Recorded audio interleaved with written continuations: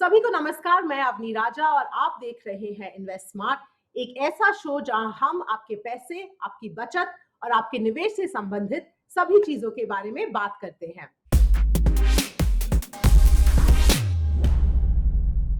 Retirement के बाद अपने फाइनेंसेस को कैसे मैनेज करें, इसी के बारे में बात करने के लिए हमारे साथ जुड़ रहे हैं लोवई नवलखी। लोवई शो पर आपका बहुत बहुत स्वागत है। सबसे पहले मैं आपसे पूछना चाहूंगी कि रिटायरमेंट के बाद पर्सनल फाइनेंस को लेकर सबसे जरूरी क्या है? शुक्रिया अपनी मेरे हिसाब से आप जब आपकी आमदनी बंद हो जाती है और आप अभी सोच रहे हैं कि मैं घर बैठ रहा हूँ, मेरी आमदनी कैसे आएगी, मेरा खर्चा कैसे निकलेगा, तो सबसे पहले आपको ये सोचना है कि जो आपकी जो कंटिजेंसी प्लान है, यानी अगले 12-15 महीने तक जितना पैसा आपको चाहिए, जो जो आपके रेगुलर एक्सपेंस या जो भी और अन्य गोल है आपके, उसका पैसा आपके पास बिल्कुल सेफ होना चाहिए। और दूसरी बात, अगर कहीं ना कहीं से आपको आपके जो कॉर्पस या जो आपका पैसा जुटा हुआ है उसमें से पैसा निकल जा रहा है, तो वो एक एक तरीका, वो हेल्थ का जो रिस्क है या हॉस्पिटलाइजेशन या कोई मेडिकल रिस्क है, वो एक तो कॉमन रहता है रिटायर्ड लोगों के लिए। तो हेल्थ इंश्योरेंस आपके पास सही सही अमाउंट का रहेगा, तो उससे आपकी बचत बरकरार रहेगी। जी, बिल्कुल। तो रिटायरमेंट के बाद आपका एसेट एलोकेशन क्या होना चाहिए? क्या ज़्यादातर आपका निवेश डेट में रहना चाहिए या फिर इक्वल होना चाहिए इक्विटी और डेट के बीच में? तो मेरे हिसाब से ये सोचना है आपको कि आपके रिटायर्ड लाइफ कितने समय तक आप जीने वाले हैं। और आजकल हम फाइनेंशियल प्लानर ये सोचते हैं कि प्लान करेंगे तब 100 का एज लेके हम चलते हैं। तो अगर आप 60-65 साल के हैं तो आपके पास 35-40 साल और है।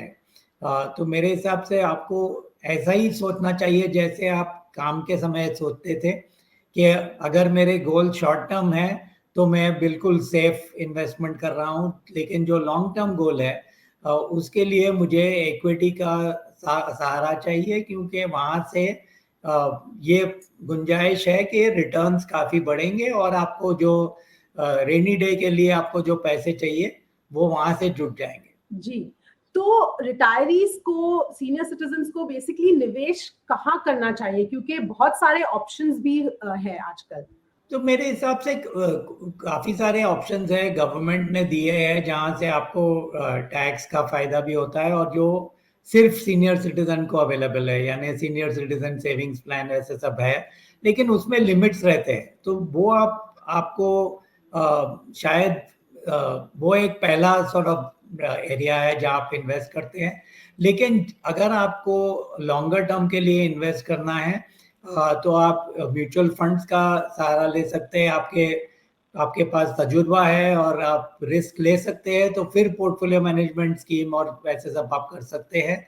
लेकिन मेरे हिसाब से जो सिंपल प्रोडक्ट्स है वो ही सही रहते हैं रिटायर्ड लोगों के लिए। जी, जी।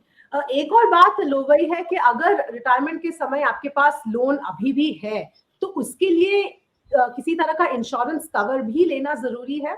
मेरे हिसाब से जब आपने लोन लिया था तब आपने इंश्योरेंस कवर लिया होगा, तो वो तो कंटिन्यू करना चाहिए। लेकिन मेरे हिसाब से जो रिटायर हो रहे हैं या जस्ट रिटायर हुए हैं, ये सोचते हैं कि लोन का जो जो प्रेशर है वो काफ़ी ज़्यादा रहता है। तो सबसे पहले यही सोचते हैं गोल में कि कैसे मैं लोन निपटा दूं और जितने जल्दी से जल्दी मैं लोन रिपे कर दूं। तो वो आप प्लान में रखिएगा आपके सलाहकार के साथ। जी।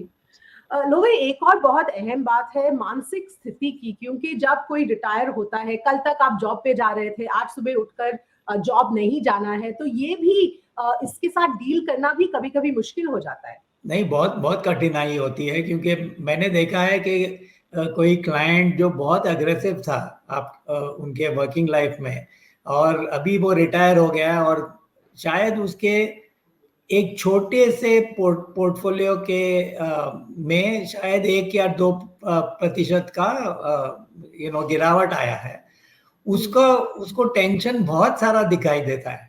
और मैं बोलता हूँ कि अरे वो तो आपको इम्पैक्ट बिल्कुल नहीं है, बाकी का पोर्टफोलियो सब ठीक चल रहा है, लेकिन उस पर बहुत ज्यादा ध्यान रहता है। तो डेफिनेटली जो नर्वसनेस आ जाती है कि अरे अब तक तो मुझे आमदनी मिल रही थी, अगर कुछ नुकसान हुआ मार्केट में या ऐसा कुछ तो मेरे पास और पैसे आएंगे और मैं डाल सकूंगा और एवरेज कर सकूंगा, अभी वो बंद हो गया है। तो वो जो इमोशन है वो काफी सारा रहता है, और इमीडिएटली रिटायरमेंट होने के इमीडिएट तुरंत बाद वो बहुत ज्यादा प्रकट होता है।